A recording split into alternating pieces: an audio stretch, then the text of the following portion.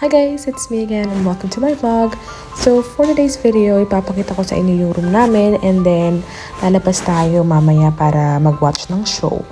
Yes, so ito nga pala yung bathroom. Hindi naman siya ganun kalaki pero ito yung king's bedroom nila.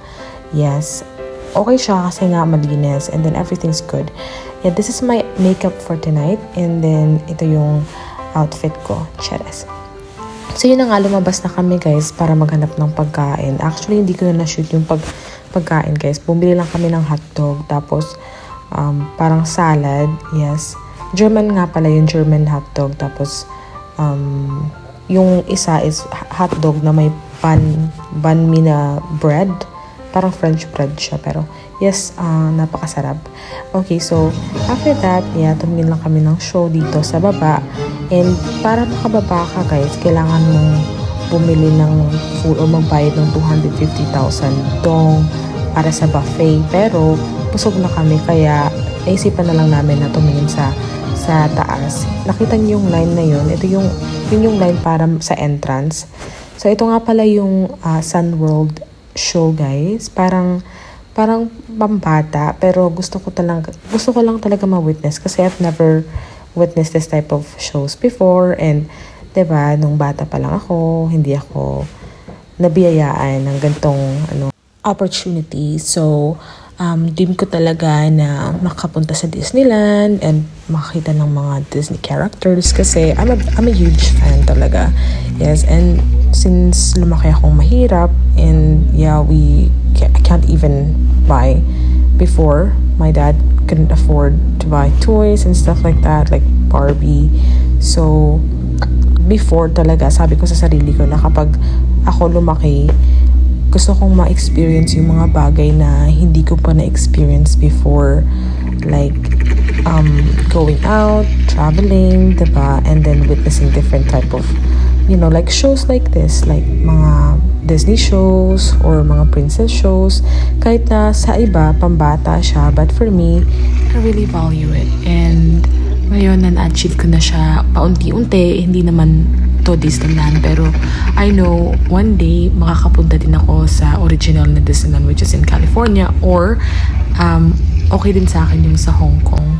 Yes, and parang dream as a child, pangarap naman talaga natin na makapunta sa Disneyland kasi yung like si Mickey Mouse, like Cinderella, silang Sleeping Beauty, diba? Nung bata pa ako, naalala ko talaga na kailangan ko pang pumunta dun sa bahay ng kamag-anak ko para makawatch ng mga movies na pangbata. Yes, kasi wala kaming TV and, diba? Ngayon, looking back, no, parang napaka-lucky ko kasi nga I was able to experience this type of life. And traveling, I know, is not really cheap. And simula pa talaga bata, I've really dreamed of like experiencing life outside the Philippines, and now I am experiencing it, and I hope that one day ma-experience din ng pamilya ko itong mga na-experience ko eventually, in God's perfect time. Feeling ko talaga na madala ko sila sa Hong Kong, and by that time baka bigyan tayo ng Diyos ng more blessings, kaya madala natin lahat. Madala ko yung kuya ko, yung papa ko, and of course yung ate ko, tapos yung anak niya na si Jacob, yung pamangkin ko. So one day, hindi ko pa alam kung kailan kasi nga, diba, as I've said, hindi naman talaga muda ang mag-travel.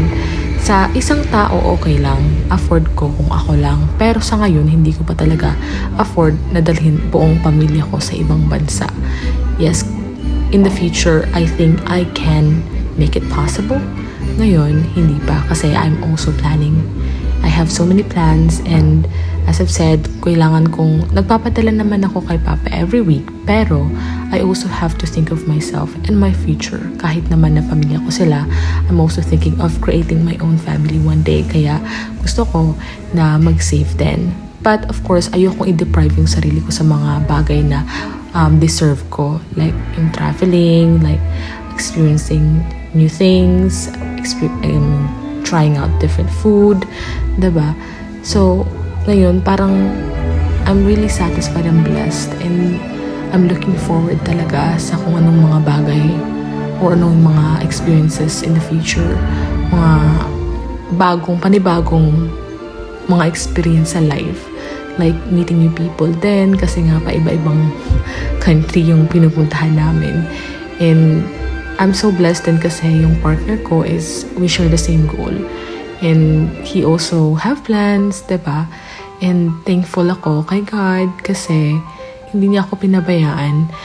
And it has been tough before nung nag-aaral pa lang ako, and ang dami-dami talagang struggles, pero sinabi ko sa sarili ko, normal naman talaga yung struggles sa life. And I know na may mga struggles din ang ibang tao. Iba-iba kasi yung mga struggles natin sa life, guys. By the way, ipakita ko muna sa inyo yung pool.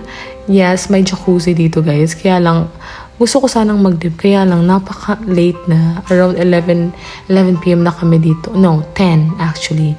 Yes, and may slides sila. Napakaganda. Pero hindi ko gusto mag-swimming.